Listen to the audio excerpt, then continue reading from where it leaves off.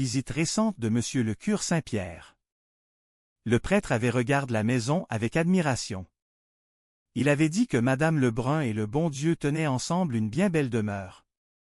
Germaine, avec son sens de la repartie légendaire, avait remercié le cure, mais en son forum intérieur, elle pensait que le cure devrait voir le désordre quand c'est le bon Dieu qui s'en occupe tout seul.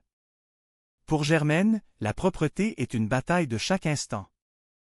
Elle explique que sa vie a été une suite ininterrompue de coups de balai et de vadrouilles. À l'âge de 18 ans, elle a épouse Roger Lebrun.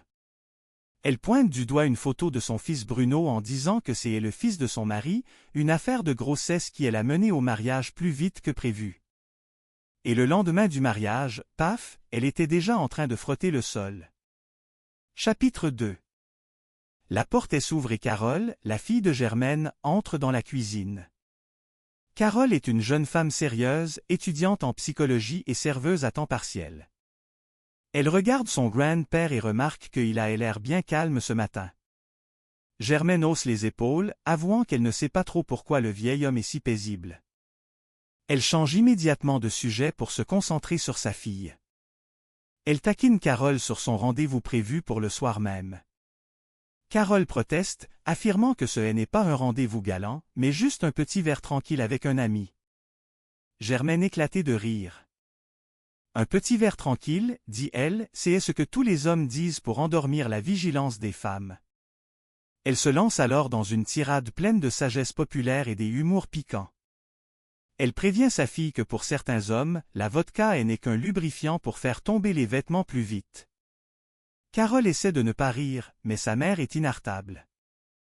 Germaine décrit avec une précision comique la vitesse à laquelle on passe d'un cocktail sucre à une salle des accouchements avec un docteur qui crie de pousser.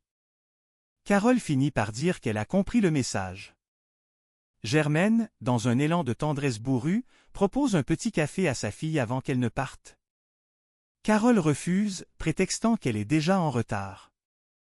La mère ne peut s'empêcher de lancer une dernière pointe, disant que si l'homme arrive en retard, il finira sûrement par venir trop vite. C'est sa façon à elle d'exprimer son inquiétude maternelle sous couvert de plaisanteries grivoises. Avant que Carole ne franchisse la porte, Germaine l'interpelle pour lui dire qu'elle est magnifique. Elle lui demande de faire attention à elle. Une fois seule avec le grand-père, Germaine reprend son monologue. Elle ne veut pas qu'on la voie uniquement comme une ménagère. Elle rappelle qu'elle tient aussi un kiosque aux Marches, vendant des fruits et des légumes. Cela fait d'elle une femme des affaires accomplie à ses propres yeux. Elle se plaint des clients qui viennent toucher la marchandise sans aucune pudeur. Elle raconte l'histoire d'une femme qu'elle a remise à sa place alors qu'elle manipulait une banane avec trop d'insistance. Germaine lui avait dit froidement que c'était une banane et non un attribut masculin, et qu'elle ne deviendrait pas plus grosse à force d'être tâtée. Elle termine sa pensée en fredonnant une chanson sur Winnie et l'ourson, tout en observant le grand-père qui semblait s'enfoncer dans sa propre forêt enchantée de pensées confuses. Chapitre 1. Bienvenue dans l'univers de madame Germaine Lebrun. Dans cette demeure située au cœur d'un quartier anime de Montréal, le calme est une notion purement théorique. Germaine est une femme d'une 60 années, dotée d'un caractère acier et d'une langue bien pendue. Elle a élevé 6 enfants à la force du poignet et ne laisse personne lui dicter sa conduite, surtout pas les membres de sa propre famille qui gravitent autour d'elle comme des satellites un peu déréglés. Ce matin-là, le soleil filtrait à travers les rideaux de dentelle de la cuisine, éclairant une scène pour le moins habituelle. Grand-papa, le beau-père de Germaine, était affalé dans son fauteuil roulant, le regard vitreux et la bouche légèrement entr'ouverte. Il semblait être dans un état de stase profonde, ce qui n'était pas pour déplaire à Germaine, car au moins, il ne se plaignait pas. Germaine s'activait avec un plumeau, passant de manière erratique sur les bibelots de la cheminée. Elle s'arrêta soudainement, essuyant son front d'un revers de main. Elle s'adressa au vieil homme sans même le regarder. « Qu'est-ce qu'il y a, grand-papa? Ça fait 3 jours que tu ne dors pas, à ce qu'il paraît. Tu vas finir par ressembler à une momie mal embaumée si tu continues comme ça. Moi, je faisais juste un petit peu de ménage, là.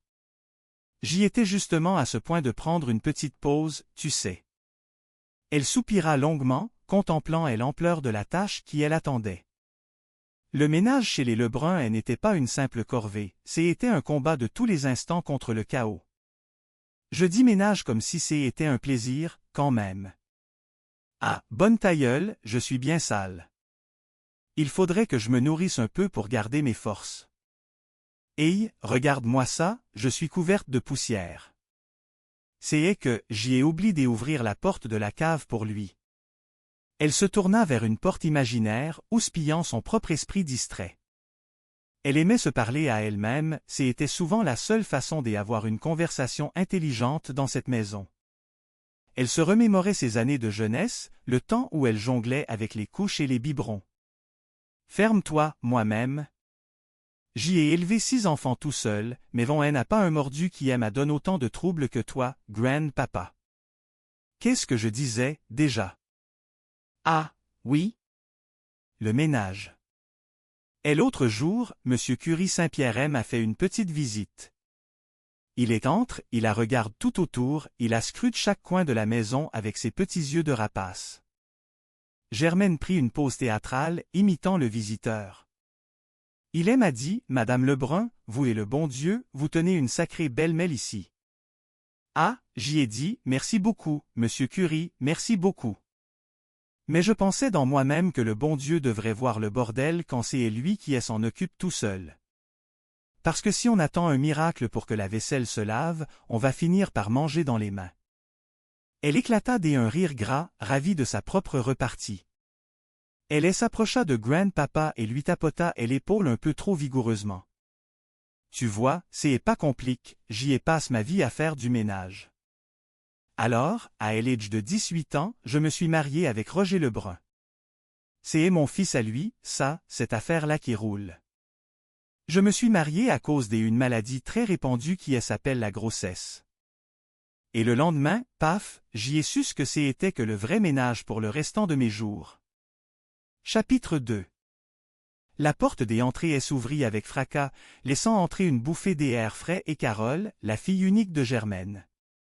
Carole était une jeune femme sérieuse, courageuse, qui jonglait entre ses études de psychologie et son travail de serveuse pour joindre les deux bouts.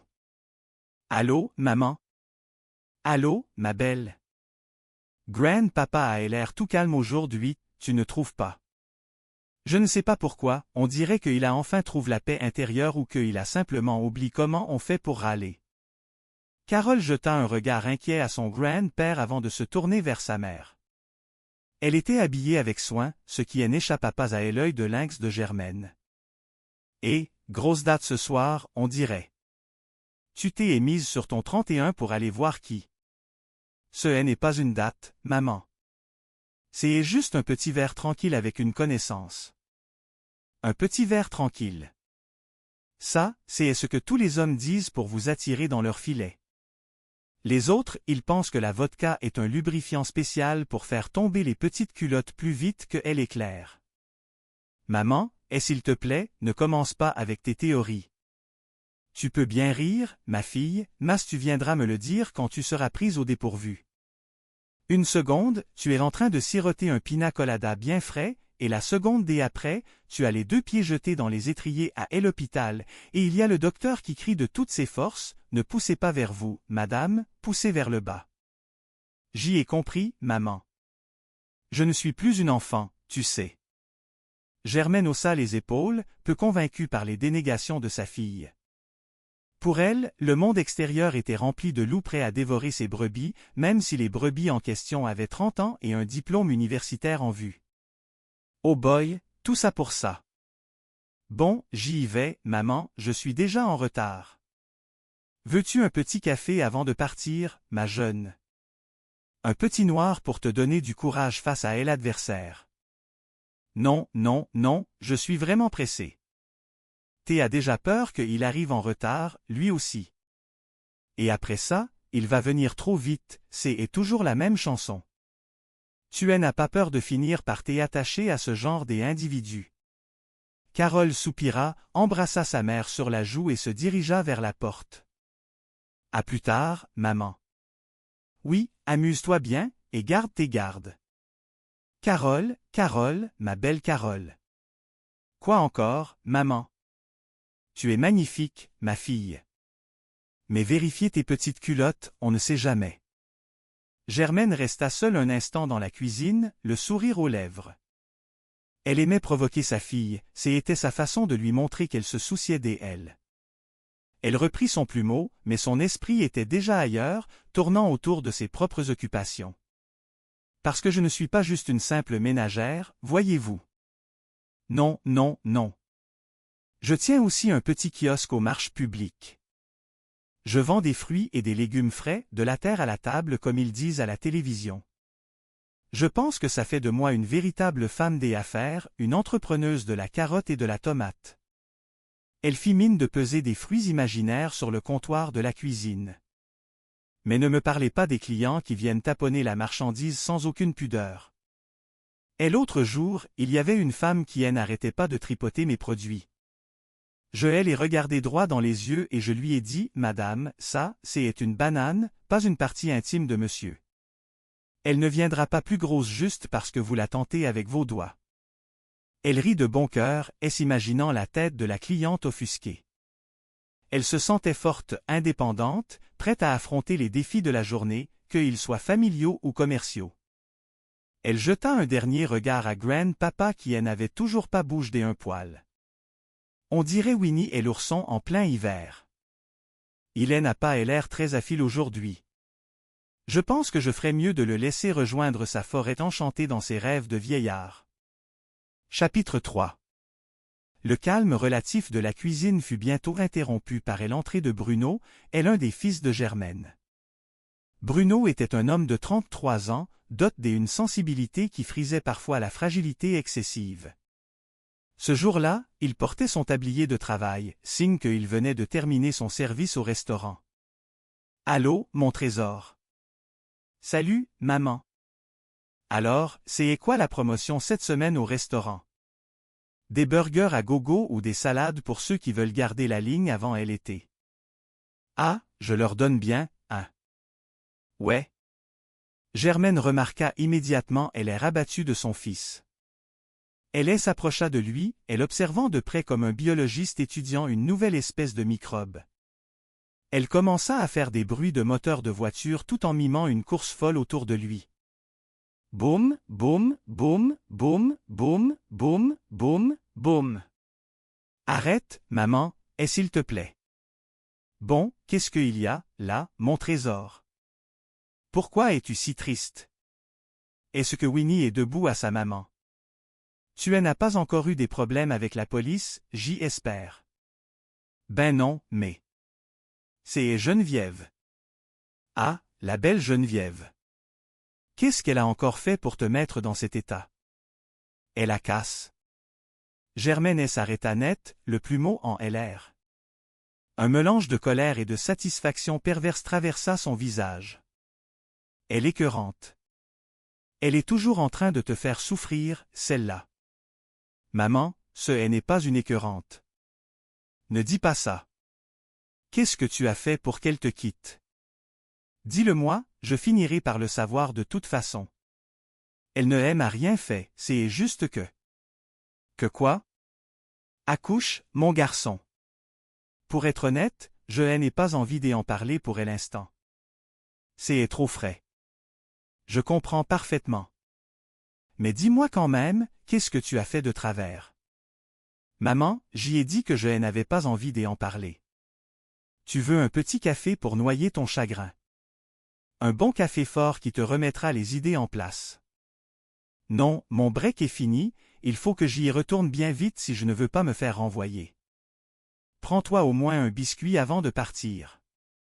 J'y ai des pâtes douces qui sortent du four, elles sont délicieuses. Bruno prit un biscuit sans enthousiasme et sortit de la cuisine.